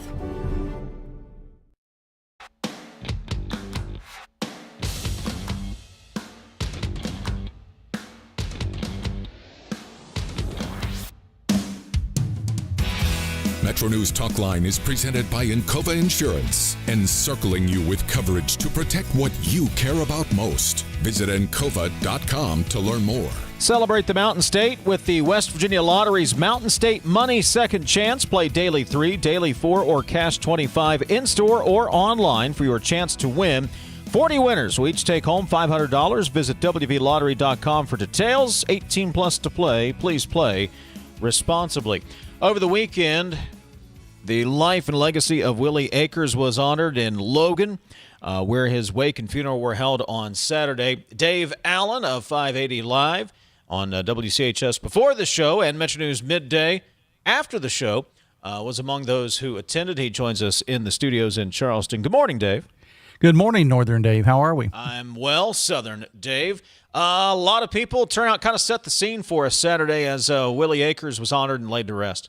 Well, there was no more fitting place to have his services than Willie Akers Arena, Logan Memorial Fieldhouse. And to be honest with you, I don't think that there was another place that could have held it around Logan, certainly not a church or a funeral home or anything like that. It was what Willie would have wanted. I mean, the casket and everything was right near the stage of the field house, and a long line of people to get in, and it was a celebration of Willie's life, and it was a celebration that was fitting of the man that Willie Akers was, for sure.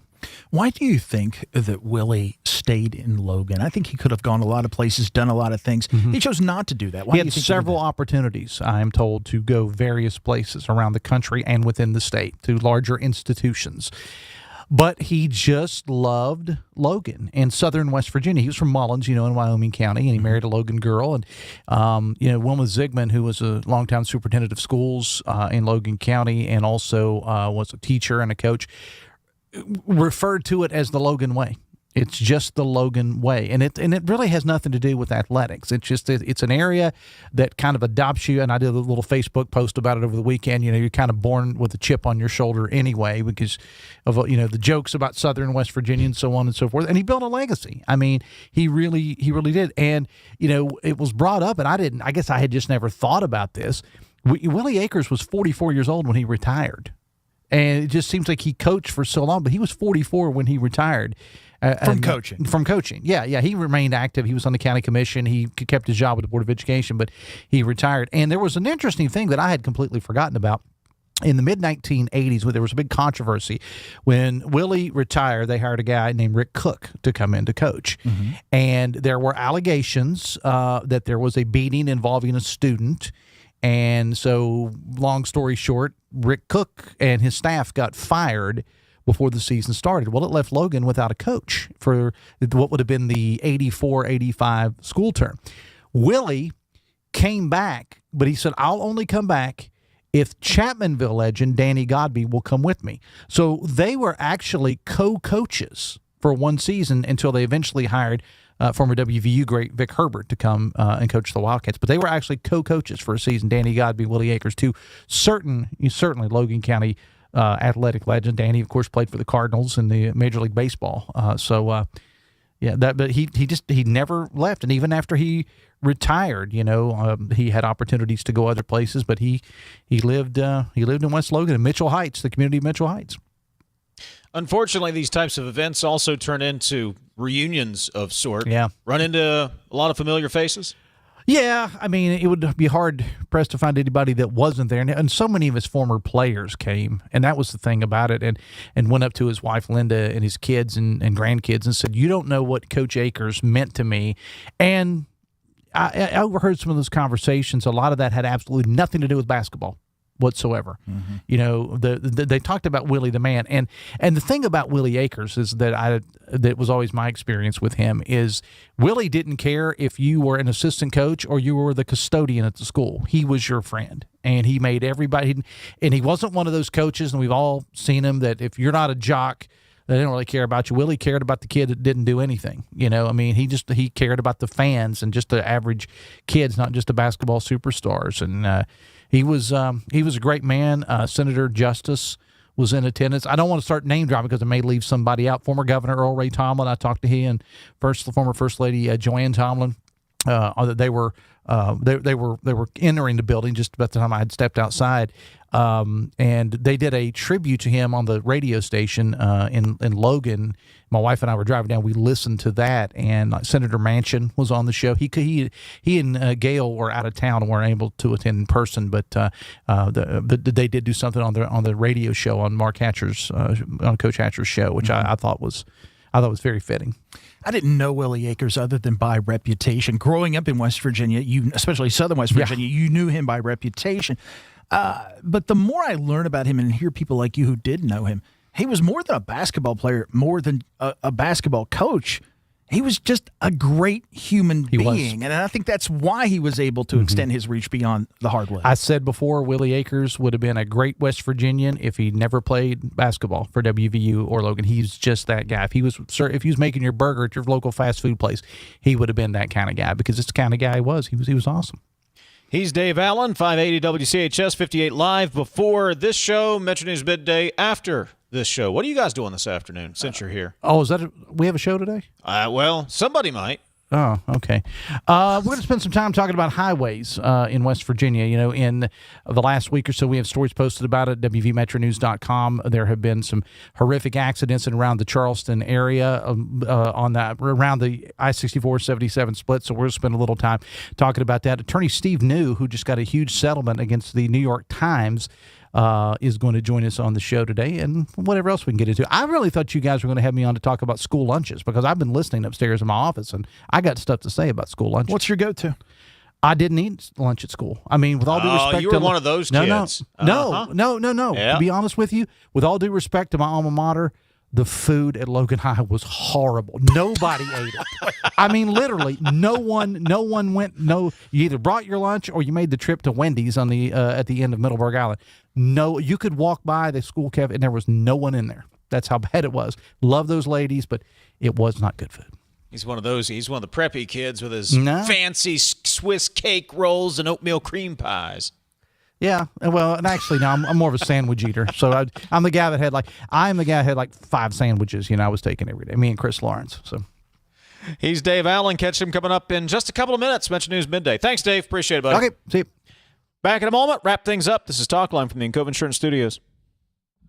America is hungry for energy, more power, more reliability, and more security. So here's a question worth asking.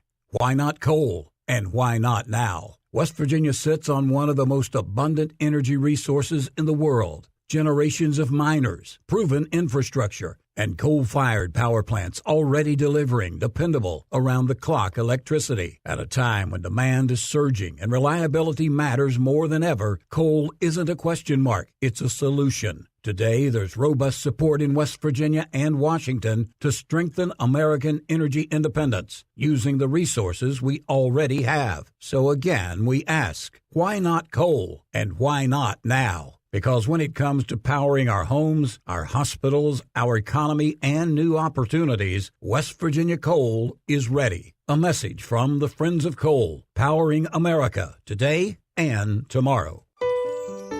We are there for you, to care for you at the health plan. We are here for you. It's good to have options for your family or employees. Rooted in your community since 1979, the health plan is your trusted partner. Get flexible coverage, exceptional support, and competitive rates. The health plan, we are here for you. Tens of thousands of hardworking West Virginians earn their living in our state's growing natural gas industry, including thousands for Antero Resources, West Virginia's top natural gas producer. Antero's investments are boosting our local workforce and small businesses. We're proud to give back and invest locally to support West Virginia workers producing West Virginia energy. But the Mountain State's best days are ahead, and Antero Resources is just getting started. Visit AnteroResources.com to learn more. You're listening to Talkline on Metro News, the voice of West Virginia.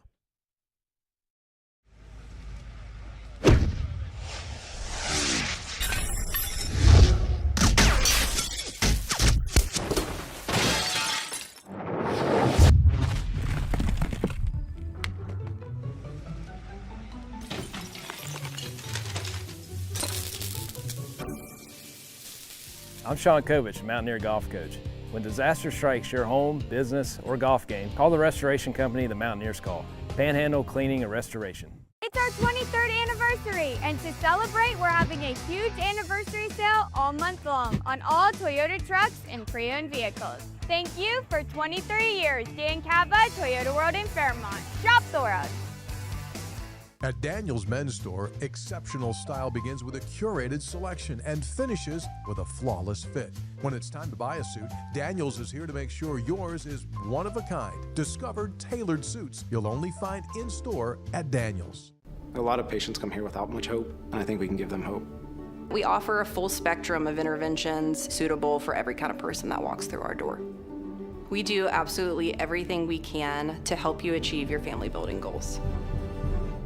Leading the efforts to build a stronger West Virginia, the High Technology Foundation has a proven plan to strengthen and diversify our state's economy. The I-79 Technology Park's high-capacity infrastructure continues to attract advanced federal operations that are driving economic growth. This keeps our young, educated residents in the state and brings West Virginians home. The High Technology Foundation, building a stronger West Virginia.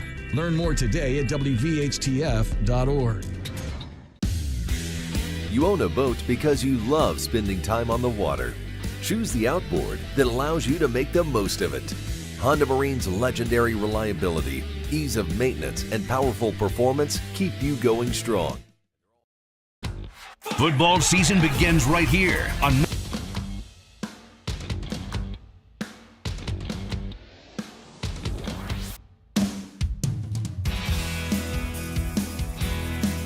That's it. We're out of time for today. If we didn't get to your texts, we apologize. We'll try to do better tomorrow. Follow the news of the day at WVMetroNews.com.